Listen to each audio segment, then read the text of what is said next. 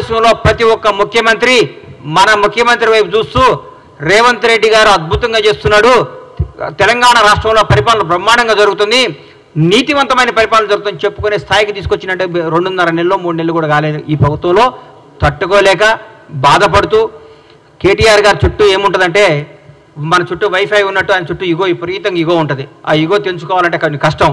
ఒకప్పట్లో చరిత్రలో బాలీవుడ్లో కొంతకాలం రాజేష్ ఖన్నా సూపర్ స్టార్గా ఉండేవాడు. ఆయన సినిమాలు ఫ్లాప్ అవుతున్నా కానీ ఆయన సూపర్ స్టార్ అనే భ్రమలో పెట్టారని పక్కన జనం అందరూ ఆయన్ని. తర్వాత అమితాబ్ బచ్చన్ వచ్చాడు, షోలో కొట్టాడు, అద్భుతమైన సినిమాలు తీసి సూపర్ స్టార్ అయిపోయాడు. ఇండియా మొత్తం అమితాబ్ బచ్చన్ పేరు ఎలుగుతున్నా కానీ రాజేష్ ఖన్నా ఏమనుకున్నాడు, నేనే సూపర్ స్టార్ అని బాధ ఉండేవాడు. ఒక 10 ఏళ్ల తర్వాత ఏందయ్యా నా దగ్గరికి ఎవరు జనం వస్తలేరంటే, సార్ మీరు 10 ఏళ్ల ముందే మీరు సూపర్ స్టార్ పోయింది సార్, అమితాబ్ బచ్చన్ ఒక ఆయన వచ్చి సూపర్ స్టార్ అయిపోయాడు అని చెప్పుకుంటే అప్పుడు షాక్ తిన్నాడు. అట్లా ఇప్పుడు కేటీఆర్ గారు ఒక భ్రమలో ఉన్నాడు. నేను కేసీఆర్ గారు అబ్బాయిని, తెలంగాణ రాష్ట్రం మాది, తెలంగాణ మేము సెంటిమెంట్ని మేమే కదా రగిలించుకొని మేమే దానికి పేటెంట్ తీసుకున్నాం కదా, మాదే కదా, నా దగ్గర రావట్లేదు ఏంది, నా నమ్ముకున్న వాళ్ళందరూ వెళ్ళిపోతున్నారు ఏంది, నా అనుకున్న వాళ్ళందరూ లైఫ్లో సెటిల్ అయిపోతున్నారు ఏంది, నాకు దూరం అయిపోతున్నారు ఏంది. మానసిక శోభ. పగోడుకు కూడా ఆయనకు వచ్చిన కష్టం రాకూడదు, పగోడుకు కూడా కేటీఆర్కి వచ్చిన కష్టాలు రాకూడదు అని కోరుకుంటున్నాను. ఎందుకంటే తను నమ్ముకున్న నాయకులందరూ నిన్ను చీదరించి వెళ్ళిపోతున్నారు. నా అనుకున్నాడు నాతో నా జీవితంలో ఉండాల్సిన వాళ్ళందరూ కానీ హ్యాపీగా లైఫ్లో సెటిల్ అయిపోతున్నాడు పెళ్ళిళ్ళు చేసుకొని. నీదంటూ ఎవడూ లేడు, నీకు చెప్పుకోవడానికి లేదు, నువ్వు రాజకీయ వారసత్వంగా రాజకీయ నాయకుడిగా డిజాస్టరు. టీఆర్ఎస్ పార్టీ కూడా రేపొద్దున బీఆర్ఎస్ పార్టీ మాకేమన్నా ప్రత్యర్థిగా ఏమైనా మాట్లాడితే మేము ఆన్సర్ చేయాలంటే హరీష్ రావు గారు ముందుకు వస్తున్నాడు. హరీష్ రావు గారు మాకు ప్రత్యర్థిగా మా ముఖ్యమంత్రి గారితో మాట్లాడటానికి ఆయన సరిపోతున్నాడు. మీరు దేనికే మీ పార్టీ నాయకులే మిమ్మల్నే మీరు దేనికి పనికిరారు, దేనికి పనికిరాని దద్దమ్మని మీరు మీ వాళ్ళే చెప్పుకుంటున్నారు. పైగా మీరు ఎక్కడ సెక్స్ అయ్యారంటే ఒక 300-200 యూట్యూబ్ ఛానల్స్ పెట్టుకొని వాళ్ళతో ప్రత్యేకంగా తిట్టేయటం, వాళ్ళని తిట్టేయటం, రేవంత్ రెడ్డి గారిని తిట్టేయటం, కాంగ్రెస్ వాళ్ళని తిట్టేయటం, కాంగ్రెస్ తప్పులు. మీ దగ్గర మీ మున్సిపల్ మంత్రిగా ఉన్న మీ ఆధీనంలో 1, 2, 3, 5వ స్థాయిలో ఉన్న బాలకృష్ణ అనేవాడిని పట్టుకుంటేనే 1000 కోట్లు 2000 కోట్లు దొరికినాయి. ఆయన ఏంది ఆయన ఆఫీసర్ పేరు ఏంది, మన ఔటర్ రింగ్ రోడ్డు మన కారు రేసులు ఇచ్చిన ఆయన కారు మన అరవింద్ కుమార్ గారు డైరెక్ట్గా చెప్పాడు, నువ్వు కేటీఆర్ గారు ఇవ్వమంటే నేను డబ్బులు ఇచ్చాను.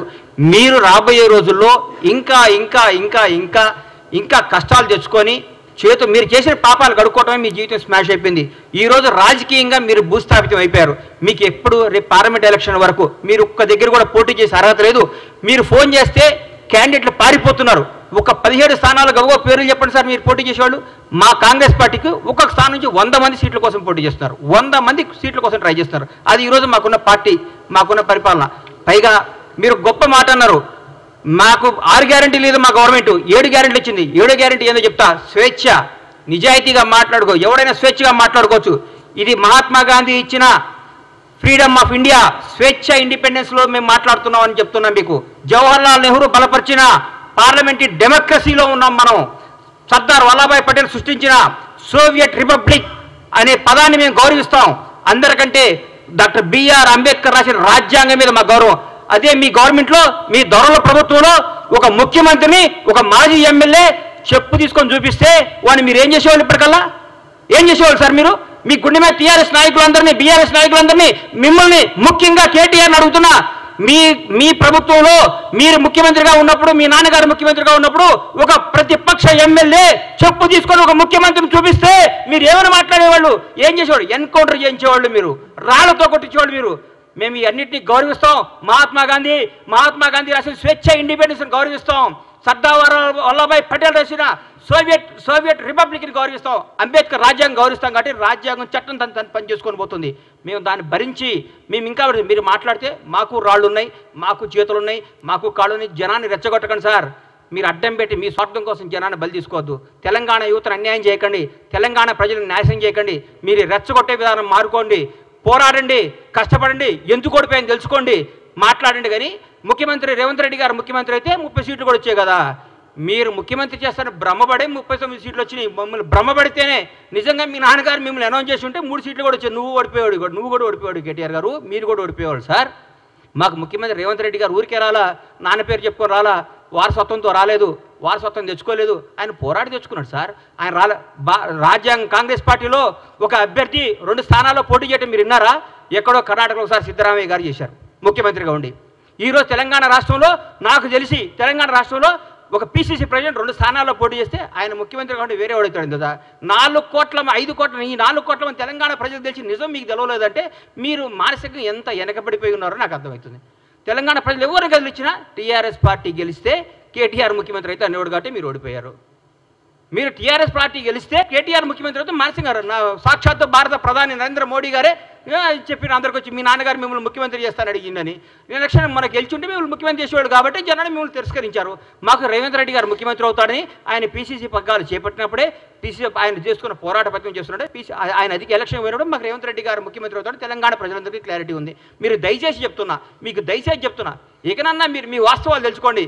మీరు తీసేసిన తహసీల్దారు, మీరు రిటైర్డ్ అయిపోయారు, మీరు రాజకీయంగా పనికిరారు, మీరు రాజకీయంగా వేస్ట్. మీరు మన అసెంబ్లీలో కూడా మీరు కామ్గా కూర్చుంటే హరీష్ రావు గారు మాట్లాడారు, మా వాళ్ళు సమాధానం చెప్పారు. మీరు దేనికి పనికిరారు, మీరు అమెరికాలో ఇల్లు కొనుక్కోవడానికి వెళ్ళొచ్చారు, మంచిగా సెటిల్ అవ్వండి, బాగుండండి, మీరు చేసిన తప్పులంటికి ఆన్సర్ ఇవ్వండి. తప్పులు చేస్తే చట్టం తన పని తను చేసుకోబోతుంది. మీ దగ్గర పనిచేసిన వాళ్ళే వచ్చి అప్రూవల్గా మారి బాబు మాకేం సంబంధం లేదు, కేటీఆర్ గారు చేయమంటే మేము తప్పులు చేసాం, మాకేం సంబంధం లేదని చెప్తున్నారు. అందరినీ లెక్కలతో తీసి మీ అందరికీ అప్పచెప్తాడు. ఇది తెలంగాణ ప్రజల సొమ్ము, ఇది తెలంగాణ ప్రజల ఆస్తి. దీన్ని ఎవరు దోసుకున్నా ఊరుకోరు, ఎవరు దోసుకున్నా ఒప్పుకోరు. చట్టం తన పని తను చేసుకోబోతుంది. దయచేసి మీ అందరికీ చెప్పేది ఏంటంటే కేటీఆర్ గారు దయచేసి మా ప్రభుత్వం చేస్తున్న పనులు మెచ్చుకోండి. మీరు మెచ్చుకోకపోయినా చూసి ఆనందించండి. అయ్యో మేము ఎందుకు చేయలేదా ఆయన అనండి. మీరు గ్యారెంటీలు చేయలేరు అన్నారు, చేశారు. ఇవాళ 2 గ్యారెంటీలు అయిపోయినాయి. వచ్చి 2 రోజులు 2 గ్యారెంటీలు అయిపోయి 4 అయిపోయినాయి. ఆ 2 గ్యారెంటీ కూడా చేస్తారు. 2 రోజులు, 1 వారంలోనూ నెలలోనూ చేసేస్తారు. ఇచ్చిన ప్రతి హామీని నిలబెట్టుకునే ప్రభుత్వం కాంగ్రెస్ ప్రభుత్వం. రేవంత్ రెడ్డి గారు బ్రహ్మాండంగా చేస్తున్నారు. దయచేసి మెచ్చుకొని మమ్మల్ని చూసి ఈర్ష్యపడకుండా అయ్యో నెక్స్ట్ భగవంతుడి దయ వల్ల మేము అధికారంలోకి వస్తే 10 ఏళ్ల తర్వాత మేము ఇట్లా చేయాలని ఆలోచించండి కోరుకుంటూ సెలవు తీసుకుంటున్నాను.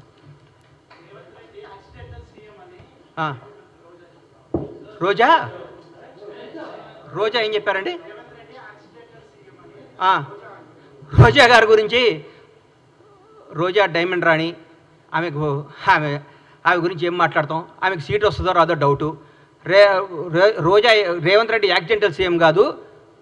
ఆమె ఎవరి దగ్గర పనిచేస్తుంది? ఆయన యాక్సిడెంట్ సీఎం. రేవంత్ రెడ్డి గారు ఫైటర్. రేవంత్ రెడ్డి గారు ఫైటర్, పోరాడని యోధుడు. భారతదేశంలో ఇట్లాంటి యోధులు చాలా తక్కువ మంది ఉంటారు. ఈయన యోధుడు. ఈయన పోరాడి కష్టపడి తనేందో నిరూపించుకొని ముఖ్యమంత్రి పదవి తెచ్చుకున్నాడు. యాక్సిడెంటల్ సీఎం అయితే నాన్నగారు చనిపోతేనో, నాన్నగారు వారసత్వం వస్తేనో, ఇంకోటి వస్తేనో, నీలాగా పులుసు వండి పెడితేనో వస్తుంది. నువ్వు పులుసు వండి పెట్టావు కాబట్టి నువ్వు పులుసు పాపవు. నువ్వు వదిలేయి. నువ్వు రేపో మాపో మాజీ అవుతావు. ఆ మాజీ ఈ మాజీ కలిసి పెట్టి ఇక్కడ వచ్చి జబర్దస్త్ ప్రోగ్రామ్ చేసుకుంటా, పగల జబర్దస్త్ షూటింగు, నైట్ పూట ఏమో మాజీలు కలిసి తాజాగా కేజీలు తెచ్చుకొని పులుసు వండుకొని పెట్టుకోను. అంతేగాని మా ముఖ్యమంత్రి అనే స్థాయి ఇది కాదమ్మా తల్లి. నువ్వు ఈ స్థాయి కాదు, నువ్వు ఐటెం రానివి, నువ్వు ఐటెంలానే ఉండు.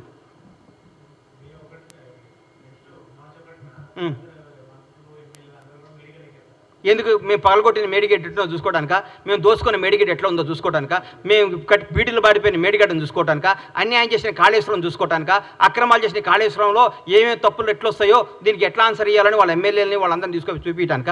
పగిలిపోయింది కదా, పగిలిపోయిందా? మేము పగలగొట్టామా? మా ముఖ్యమంత్రి గారు, మా ఎమ్మెల్యేలు, మా మంత్రులపై పగలగొట్టి మేము చూపించామా? మీరు కొట్టిన దాంట్లో పగిలిపోయింది, తప్పు ఒప్పుకోండి, దీన్ని బాగు చేయండి మా ప్రభుని ముఖ్యమంత్రి గారిని కోరుకోండి. దాన్ని ఎట్లా రిపేర్ చేయాలో, దాన్ని ఎట్లా ఓవర్కమ్ కావాలో, దాని ప్రజలకు ఎట్లా న్యాయం చేయాలో ఆలోచిస్తున్నాం. కానీ మీరు మేడిగడ్డ చూస్తేంది, పగిలిన మేడిగడ్డ అతుక్కుంటుందా? ఎట్లా ఎదుగు చూడండి, తప్పేముంది? మొన్నే రమ్మన్నారుగా ముఖ్యమంత్రి గారు మిమ్మల్ని అందరినీ ప్రతి ఒక్కరిని ఆహ్వానించారు కదా. ఆ రోజు తప్పించుకొని ఈ రోజు వస్తా అంటే మీరు ఎప్పుడైనా రండి. ఎవరిని? సీఎం గారు రాష్ట్రానికి ముఖ్యమంత్రి. బీఆర్ఎస్ పార్టీలో ఆయన ఎంప్లాయ్ కాదు. బీఆర్ఎస్ వాళ్ళు ఈయన చెప్పినప్పుడు వాళ్ళు రావాలి. చెప్పండి, రోజు ముఖ్యమంత్రి గారు టైం తీసుకోండి, ముఖ్యమంత్రి గారు వాళ్ళని తీసుకొని పోతారు, మళ్ళీ చూపిస్తారు. మా ప్రజాప్రతినిధులు అందరూ మా ముఖ్యమంత్రి గారి నేతృత్వంలో అందరినీ తీసుకుని పోతారు. మీరు టైం చెప్పిన ఎందుకు రారు? మా చూడ తారీఖు ఏదో పని ఉందని చెప్తాం కాదు కదా. ఒకరోజు టైం పెట్టుకోండి, ముఖ్యమంత్రి గారిని రండి, సార్ మేమేం తప్పు చేసాం చూపించమండి. ఆయన పక్కాగా తీసుకుపోయి మీ అన్ని సమస్యలు చూపిస్తాడు మీకు ఆయన. థ్యాంక్ యూ అన్న. నమస్తే అన్నా. ఒకటి గుర్తుపెట్టుకో అన్నా, ఒంట్లో ఒక ఏళ్ళకు షుగర్ వస్తే కాలు తీసేయరు, ఆ ఏళ్ళు తీసేస్తారు. ప్రాజెక్ట్ ఏం కూలగొట్టాలని చూడలేదు, దాన్ని రిపేర్ చేస్తే ఆ ఏళ్ళు తీసేస్తే పెరగకుండా చూస్తున్నారు. ఆ 3 పిల్లలతో బాగవుతుందని, 3 పిల్లలు బాగు చేస్తే బాగవుతున్నాను రాసిమనండి. రేపొద్దున పెద్ద విపత్తు వస్తే కూడా మాదే బాధ్యతను రాసిమనండి. ఒకవేళ పొరపాటు మేడిగడ్డ పగిలిపోతే, మేడిగడ్డ పడిపోయి కొట్టుకోపోతే బీఆర్ఎస్ ప్రభుత్వం బాధ్యతను రాసిమని చెప్పండి. వాళ్ళు చెప్పినట్టే చేస్తారు. రేపు లక్షల కోట్ల జనం, వేల మంది ప్రాణాలు, కొన్ని కోట్ల ఆస్తులు రెస్పాన్సిబిలిటీ ఎవరు? రాజ్యాంగం. ఎవరు రెస్పాన్సిబిలిటీ? ప్రభుత్వ రెస్పాన్సిబిలిటీ. ఏది మంచో ఏది న్యాయమో అది చూస్తారు. మొత్తం పగిలిపోతే పనికి రానప్పుడు తీసేకేం చేస్తాం సార్? పనికి రానప్పుడు తీసేకి ఏం చేస్తారు? పనికి వస్తే పడగొట్టడానికి పిచ్చోళ్ళ ఇల్లు. పడికి వస్తే ఇంతమందికి ఉపయోగపడేది ఉంటే ఎందుకు పడగొడతారు దాన్ని? మీరు తప్పు చేస్తున్నారు. మీరు 3 పిల్లర్లు వస్తే, మనిషిలో 3 పిల్లర్లు వస్తే దాన్ని రేపు 3 పిల్లలు 30 పిల్లర్లు కాకుండా దీన్ని అరికట్టాలి. లేకుంటే 3 పిల్లలు రిపేర్ అయితే కథ ఉందంటే బాగొద్దని వాళ్ళు రాసిమనండి. ఈ మేడిగడ్డ, ఈ కాళేశ్వరం వల్ల ఏ నష్టం వచ్చినా, ఏ విపత్తు వచ్చినా ఏదైనా బాధ్యత మాది అని రాసిమనండి. దాని ప్రకారం పోదాం. రేపైనా పొరపాటున జరగడం జరిగితే కొన్ని వేల ప్రాణాలు, లక్షల ప్రాణాలు పోతాయి, కొన్ని కోట్ల ఆస్తులు అన్యాయం అయిపోతాయి. ఎవరు దానికి రెస్పాన్సిబిలిటీ? నువ్వా కేటీఆర్ రెస్పాన్సిబిలిటీ?